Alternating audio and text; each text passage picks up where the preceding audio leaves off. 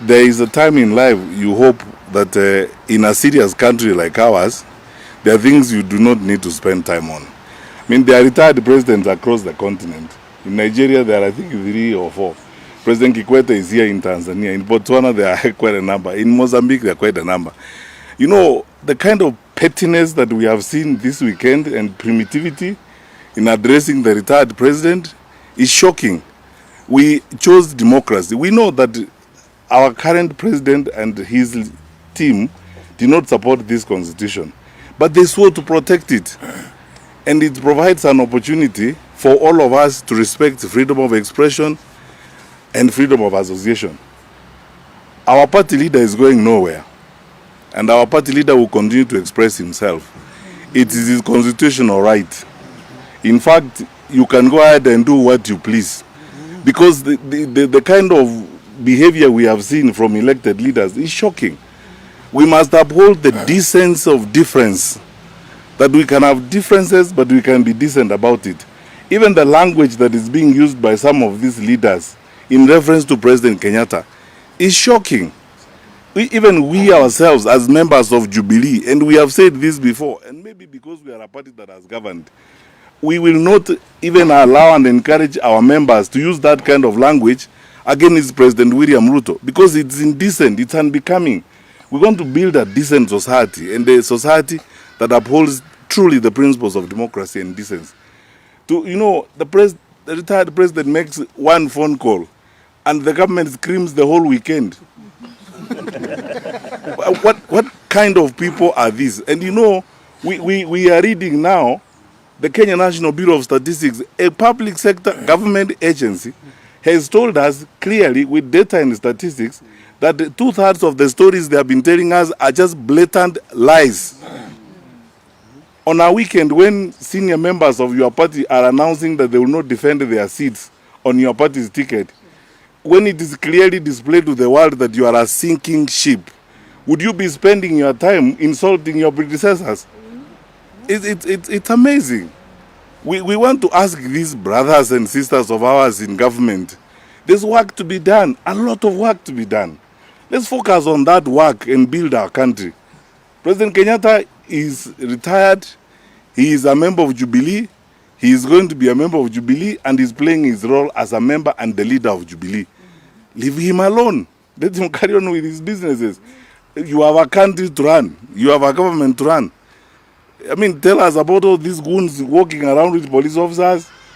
There are places in this country, even last night people are calling me, suffering from cat rustling.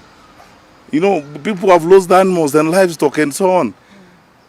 In that particular environment, you are spending all your time insulting the retired president. And those elected leaders, I want to ask them, sisi tunawaheshimu, you know, we are not going to walk down that hole of behaving like Precambrian people, you know, insulting others for no apparent reason.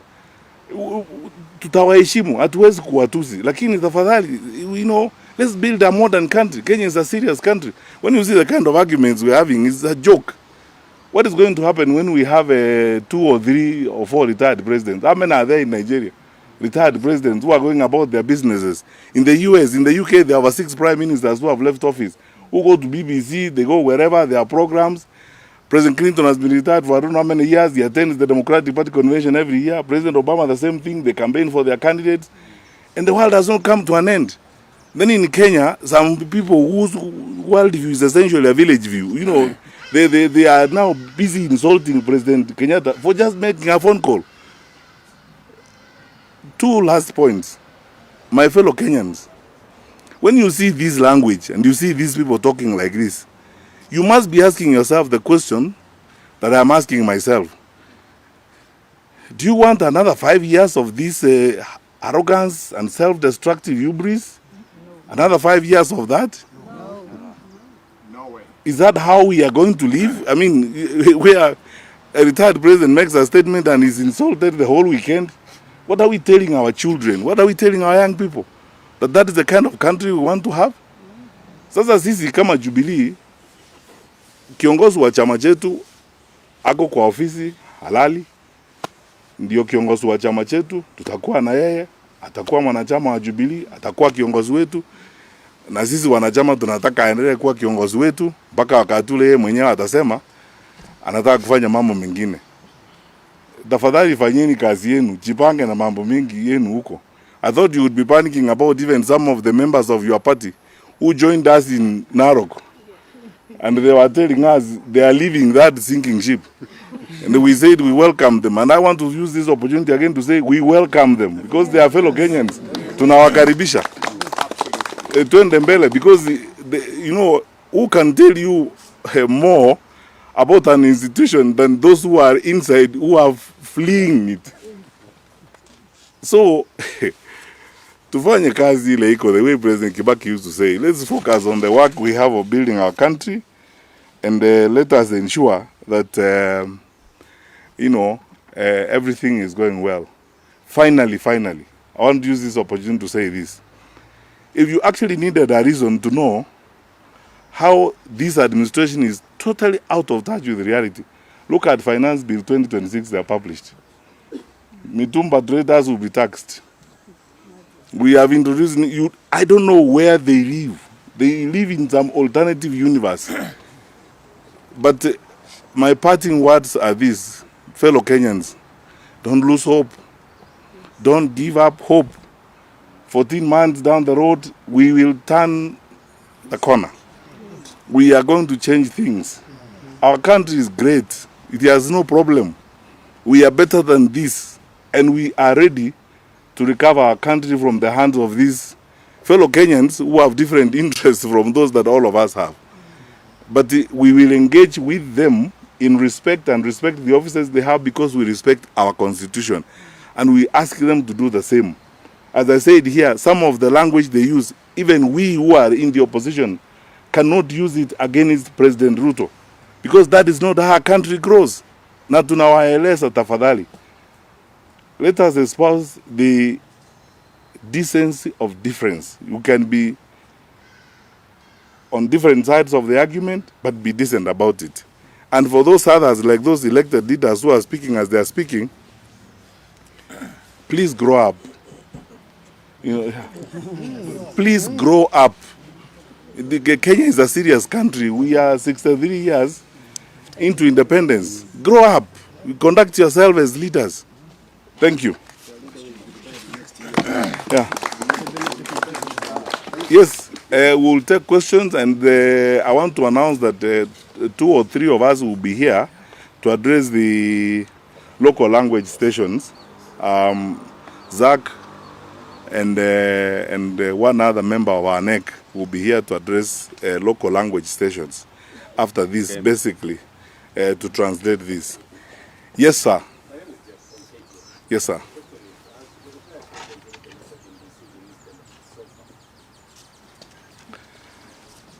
The president has been receiving some of his benefits, and his treatment, I mean, I must say here, it's just that President Kenyatta is a gentleman. There are some things that we have not been hoping to drum up and play up. Because as somebody who served in government at a senior level, I am shocked. You know, handling a retired president is the easiest thing on this earth. For any government to do, the easiest thing on this earth. Because the constitution prescribes what he should get and how he should be treated. When the cars are 4 years old, they are supposed to be replaced. When the employees he decided to go with are treated differently and so on. I mean, when the president can't even be given very basic benefits that he deserves, it's just that he's a gentleman. He doesn't want to make issues about it. And then he's focusing on going on with his life. I think it's upon the conscience of those who are in leadership to respond to that question. Next.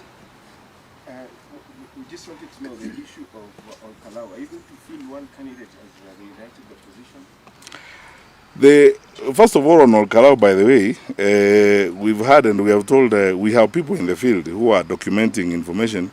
We hear there are people aligned to this administration who are buying ID cards, which is a very, very serious offense.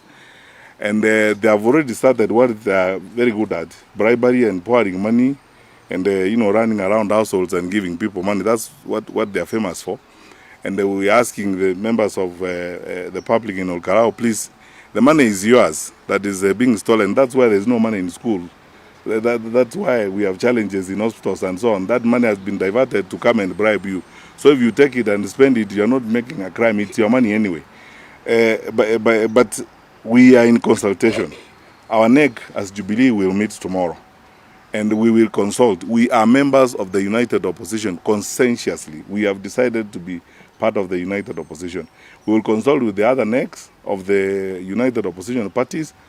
I think we will come to a conclusion and a position that's agreeable to everyone. I don't want to preempt that decision and that announcement because I don't want to take my brothers and sisters in the other parties for granted. We respect each other's institutions.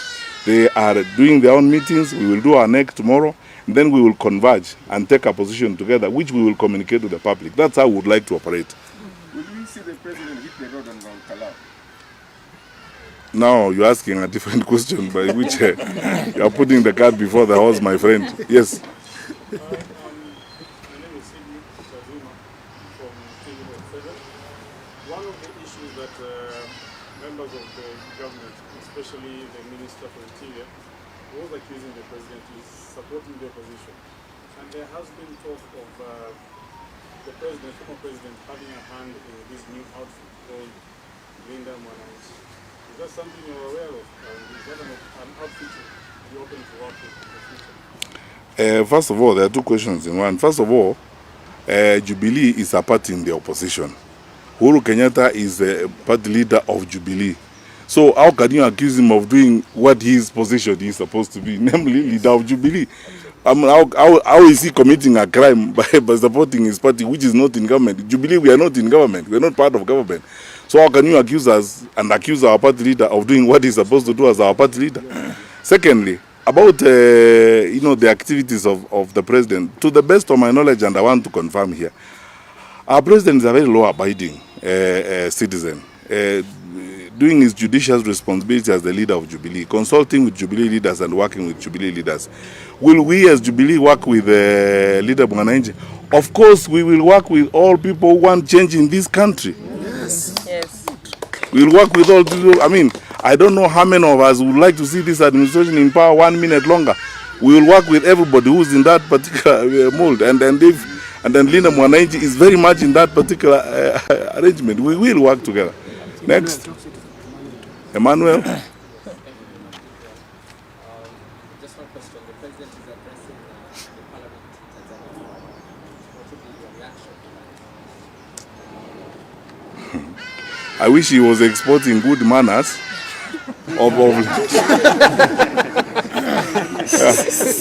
I wish he was exporting good manners there of respecting the retired president and respecting democratic institutions. And at least for once, I hope he will tell them the truth, because he's not very famous of telling people the truth. I hope at least when he faces the Tanzanians, he will tell them the truth about anything he would like to tell them, because he's not very famous for telling people the truth. But we wish him well. In his trip, Tanzanians are our friends. They have a chance probably to feel what we feel anyway. All right. Thank you so much, good people. God bless you, and we'll be in touch. Daktari, this is Beatrice. Yeah. She's buying in Kalau, and she said she wants to. Hi, Beatrice. Hi. Yeah, good. No, we will talk briefly after this. Zach, let's proceed with the local language stations. Watu wa mlima tunaweza watu hapa tuongee mawili matatu.